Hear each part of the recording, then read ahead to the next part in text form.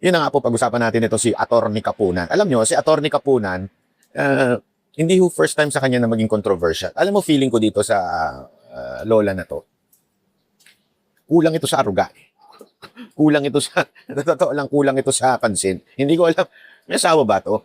Nagtatanong lang ako kasi yung style of being a lawyer niya, ano siya mahilig siya sa media. Pamidya ho siya. Yan ang favorite niyang gawin, magpamidya, pumapel sa media, at hindi gawin yung trabaho. Ibang-iba talaga doon sa mga matatalino at magagaling. Kasi yung mga matatalino at magagaling, di ba? Kung i-rewind nyo yung impeachment trial before, makikita nyo yun, mga matitikas na abogado, yung magagaling na abogado. Makikita mo talaga doon. Although, you might not be on their side, but surely you would know na they're bright. Etong si Kapunan, dinadaan niya sa pagiging witty, dinadaan niya sa pagiging talitalinuhan, tapos magpapatawa. Although, ang corny-corny nung patawa niya, hindi ko alam mo yun, nakukornyan ako sa joke niya. Sa totoo lang, pang lola. Hindi siya funny in a sense na nakakatuwa.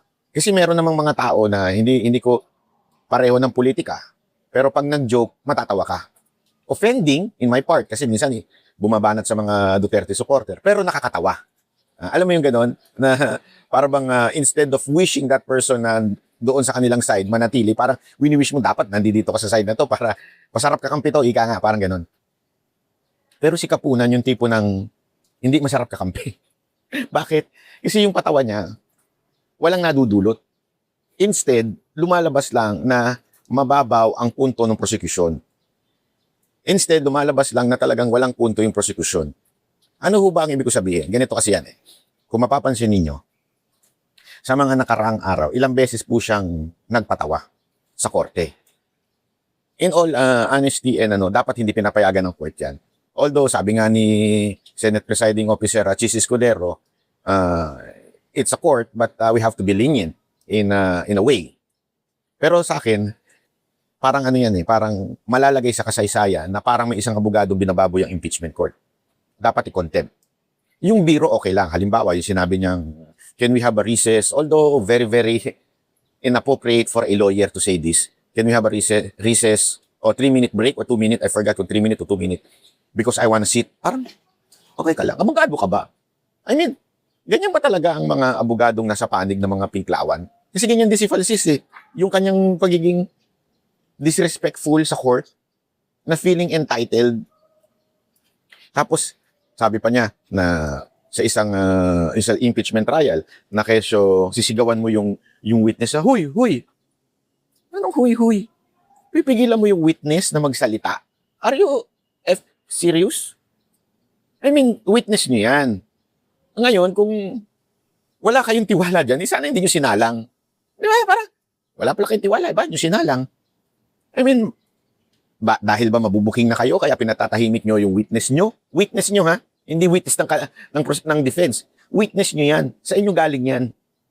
Anong magagawa natin kung kailangan niya sumagot? Una-una, wala nga siya sa authority na magsabi ng huy. Authority na magsabing, huwag kang sumagot. Hindi pa pwede yun. Kino-cross-examine, huwag kang sumagot. Ano ka? Kaya lang, feeling ko lang, masyado nagiging lenient na yung court. Yung impeachment court. Dapat hindi pinapayagan yung mga ganito Dapat kino-contempt talaga yung mga... I mean, imaginein mo Kasi ako po naka-attend na ako sa mga court hearings. Talagang very, di ba? Pati nga yung damit ko kailangan maayos kasi bilang aharap ka sa korte. Kasi parang turing dyan, para talagang korte. Alam mo yung korte? May judge. We know how to picture it Judge, may judgment. So, kailangan kagalang-galang ka. Diba? Kaya honorable court, honorable judge. Tapos sasabihin mo, huy, huwag ka sumagot. Ano, okay ka lang? Attorney Kapunan? Are you in your right mind? O baliw ka lang din talaga? O inuulyanin ka na? Diba? Sa akin, hindi Hindi appropriate for a lawyer to say that in court. Sana ganito? Objection, Your Honor. Tapos explain mo yung objection mo. Sabihin mo, the witness already answered that question. Ganon. Tapos let the judge says, sustain, diba? Or overrule. So kung sustain, ibig sabihin, ano mo na yan? Ituloy mo na yan. Nasa judge, ibig sabihin, nasa judge po kung ano yung decision. At siya yung sisita directly doon sa witness o doon sa defense. At sasabihin niya doon sa defense, overrule or sustain. Di ba? Ibig sabihin, tumigil ka o tumuloy ka. Yun yun eh. So, yung judge, kaya nga judge yan eh. Siya magsasabi, hindi ikaw. Itong abogado na ito, tumakbo ka muna senador. Kung gusto mo pala maging senator judge, tumakbo ka na lang. Frustrated senator ka eh. Frustrated senator judge ka, Attorney Kapunan. Ikaw ang pinakabastos na abogadong tumayo dyan. Di ba? I mean, buti pa nga, di ba kung maalala ninyo, si Aguirre, di ba?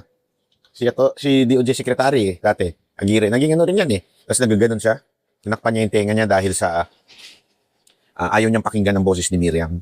Buti pa nga yun eh. Yun nga, pinakukontent na ni Miriam eh. Pero buti pa nga yun, hindi nagsalita. I mean, as reaction na ayaw lang niya marinig.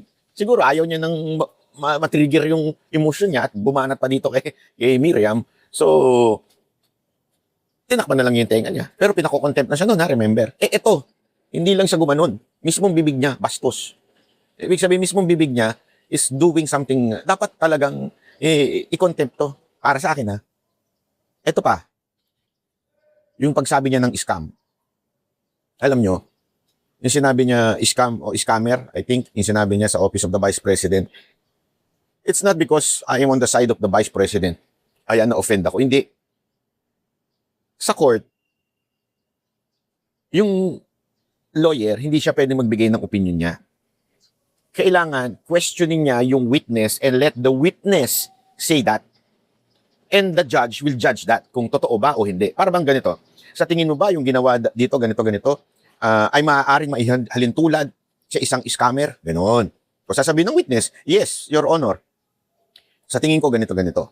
And, di ba, pag tinanong ng prosecution yun, ngayon yung defense naman, i-cross-examine. Scam ba ang pag ganito at ganito? Sasabihin niya, maaring yes, maaring no. Tapos, sa bandang dulo, sasabihin ngayon ng judge, yan ay scam o hindi scam. Di ba? Sabihin, trabaho ng judge yun. Abay, frustrated senator judge pala itong si Kapunan. Mantakin mo, sabihin niya na scam yung nangyari na yun. Di ba? Hindi eh. It's not appropriate. Sabihin na natin, sige, if not appropriate, is maybe not professional yung magsalita ka ng ganun sa court. Hindi talaga professional. May problema sa'yo, Kapunan. Bakit? Ang nakakapagtaka, bakit ka nakakahirit pa ng ganun sa court? Sige, dahil sa marami kang kaalyado dyan, maraming kaalyado si Marcos, maraming bastos na kaalyado si Marcos, so kaya ka siguro nakakahirit ng ganyan, kaya ka hindi imagine ninyo baliktarin natin ang istorya. Ganyan magsalita yung defense. Sa tingin nyo, hindi na contempt yan? Bakit pa contempt ng ibang senator judge? I'm not blaming Chis Escudero dito kasi presiding officer, hindi po siya ibig sabihin siya ang nagdidesisyon. Huwag po natin kakalimutan ito. A presiding officer is not a deciding factor of the senator judge. Kaya nga, preside. Ibig sabihin nun, siya lang yung nag-lead, pero hindi siya lang ang nag-judge. Kaya nga, pantay-pantay pa rin ang senator judge at yung presiding officer. So, malakas ang loob nito ni Kapunan, dahil alam niyang kaalyado niya itong ibang mga senator judge. Imaginein mo na lang, may balita pa ako dyan.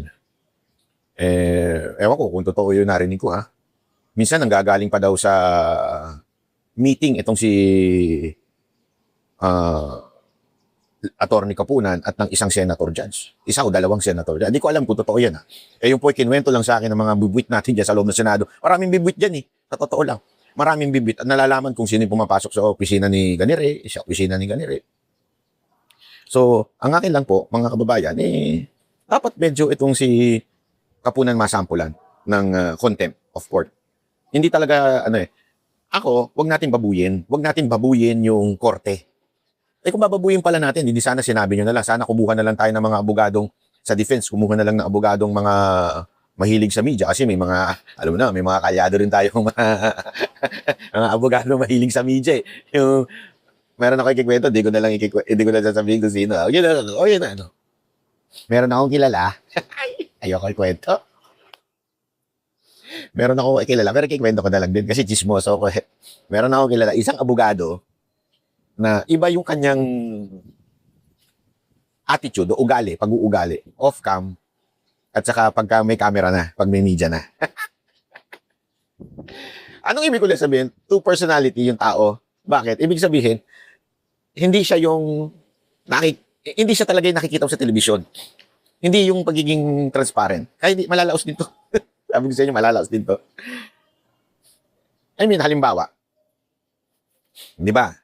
Si pangalan nito, si Attorney Guanzon. Si Attorney Guanzon, di ba may nakita pa tayong video doon sa sa Rockwell.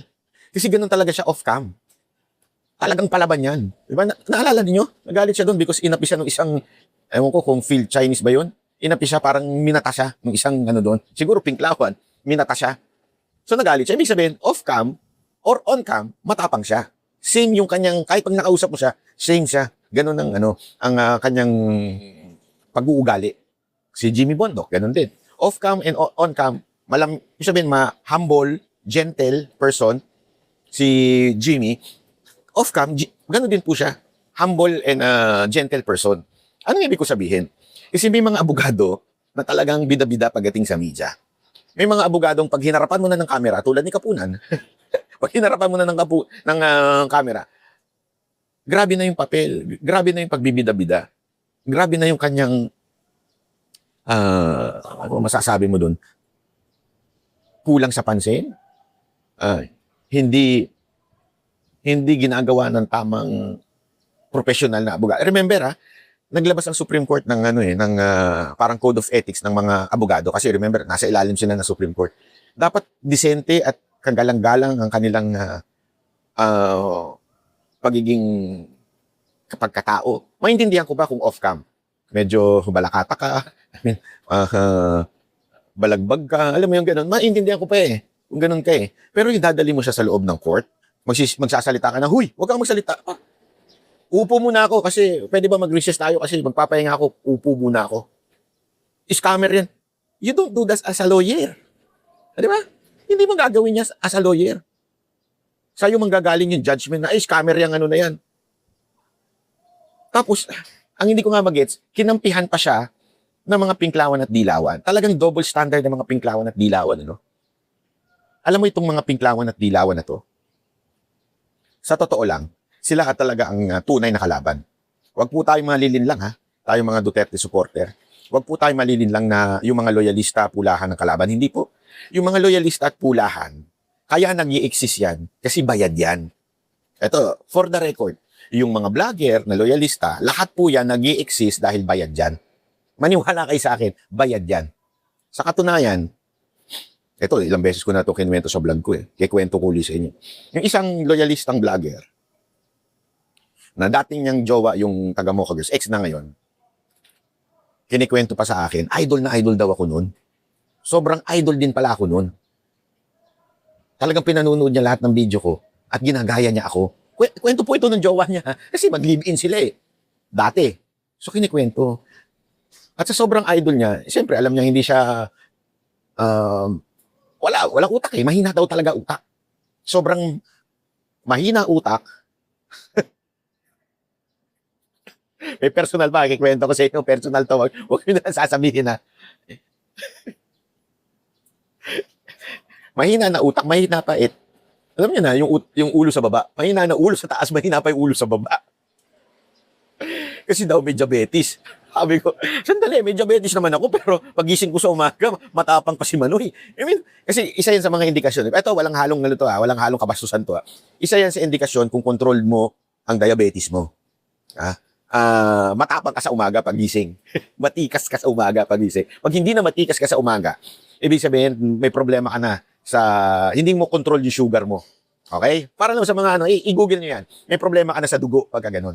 Lalo na kaya ngayon tumatanda yung iba kasi pag matanda na, hindi na matikas pagising. Kasi nga, may medyo nagkakaroon na ng problema. Hindi na healthy living ang nangyayari. Tapos, nabanggit nung jowa, yung ex-jowa niya, na yung, yung may idol daw sa akin na vlogger na taga-loyalista. Wala na daw talaga. Sabi ko, huwag mo kwento yung kadiri. Wala na daw talaga. As in, dahil nga sa diabetes niya, wala na. Sabi ko, ganun ba? So, kasi bakit kami pumunta sa usapan ng ganun? Kasi tapang-tapangan daw yun. Tapang-tapangan lang sa video, pero ganun din daw pati sa yung akala mo feeling na matika siya, pero wala na. Sa personal, walang mahinang nilalang, Pati yung ano niya, mahinang nila lang na tao. Ganun ang kwento. Bakit ko sinasabi sa inyo? Para bastusin yung tao? Hindi. Sinasabi ko kasi sa inyo ito, dahil sa totoo lang, ganyan po ang karamihan ng mga loyalista na vlogger. Yung tapang-tapangan sa camera, ang tatapang. Pero pag nakausap mo ng personal, kuya bay.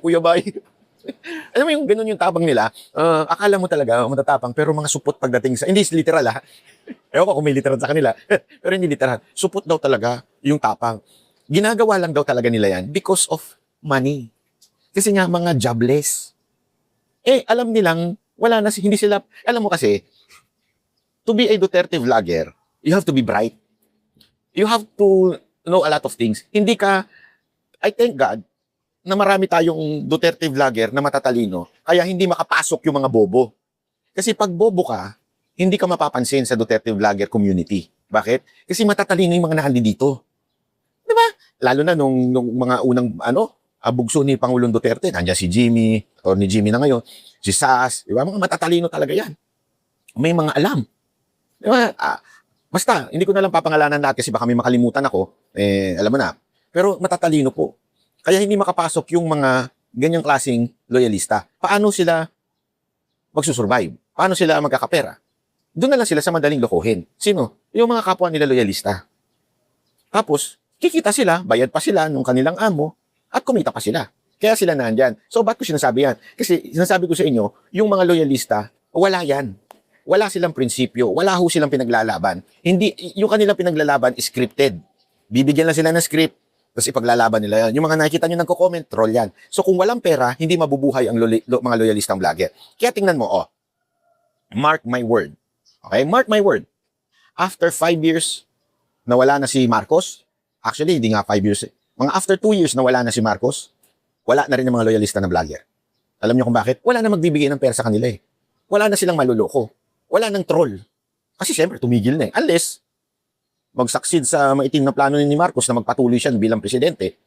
Pero, wala na po. Hindi na po yan. Kung hindi siya nagpatuloy, wala na po yung mga loyalista ang vlogger. Ang talagang medyo mag-take note tayo, ito mga pinklawan at dilawan. Ito kasi mga pinklawan at dilawan, they exist since the time of Cory Aquino. And they are really well-rooted. Ano ibig sabihin ko nun? Kasi po sila po ay, may propagandista po sa kanila na nag-i-exist. Karamihan ng propagandista ng dilawan ngayon at pinklawan ay merong orientation from the left. They are really oriented by the left kind of thinking, mga komunista. Karamihan po sa kanila, komunista in their thinking. Karamihan sa kanila trained to be communist. Yan po, if you would study liberal minded people, and the communists, they're connected.